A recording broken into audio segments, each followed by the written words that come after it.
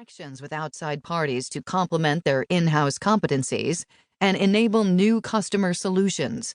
They have abandoned much of the conventional wisdom on growth and innovation.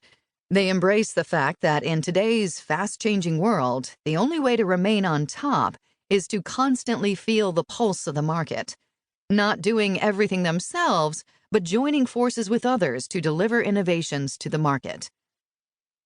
Customer innovation works backwards. Innovations are not crafted to find a blue ocean market or a white space opportunity. The sole and unique focus is on customer needs. Innovations are crafted to formulate a response to an unmet customer need.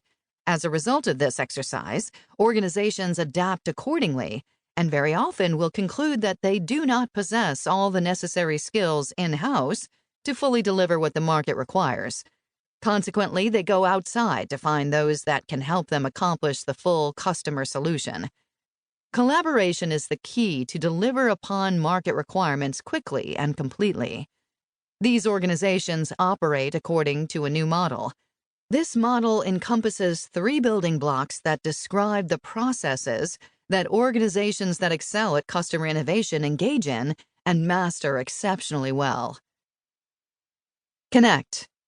First, organizations that innovate around the customer constantly connect with the market to anticipate the changes they will be confronted with.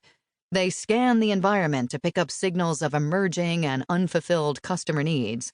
They are in constant touch with their customers, listen to them, involve them, and engage with them to understand their overall customer experience and unmet needs.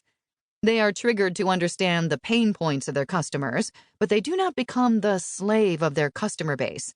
Often there is a fear that listening intently to customers might result in inordinate attention being paid to current markets, so the company fails to see emerging markets. Outside-in organizations prevent this from happening by having a wide lens for viewing the entire potential market, including new or previously unaddressed segments. Convert. Second, organizations that innovate around the customer see innovation as the only avenue for long-term survival. Every day they innovate and convert customers' insights into actionable change because they believe this is the only route to stay ahead of the competition, but mostly because, in order to serve customers better, you have to constantly question whether today's offerings will meet tomorrow's demands. Customer innovation requires companies to continuously rethink whether old recipes still apply. Innovation is triggered by their constant exposure to new market information and ever-changing customer demands. They do not limit themselves to incremental adaptations, however. Equally important is the search for disruptive change. Often, this leads to new business models. Collaborate. Third, these organizations collaborate with others where their own capabilities fall short. In doing so, they develop the ecosystem required to build and deliver the solutions their customers need.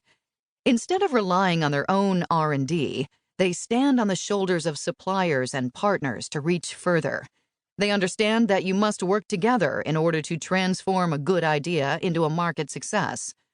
They orchestrate the activities of an array of partners so that their joint efforts enable new products and solutions for customers. They cleverly exploit their own strengths so they can play a valuable role in the ecosystem they build. These connect, convert, collaborate processes represent the key capabilities for customer innovation. All 3 processes are intrinsically linked and lose their individual value when not exercised at the same time. The strategic case for customer understanding and market insight. Are market-driven companies more innovative than others? Popular voices claim that listening to the customer is detrimental to innovation. The Henry Ford statement, "If I would have asked my customers what they wanted, they would have said a faster horse," is likely to be quoted in defense of this argument. The argument also often seems to be used to avoid the hard work of testing ideas against the market and facing reality. Leaving the validity of this claim aside, it's interesting to ask whether it's worth being market-driven. Does this lead to better company performance? The answer is an unequivocal yes.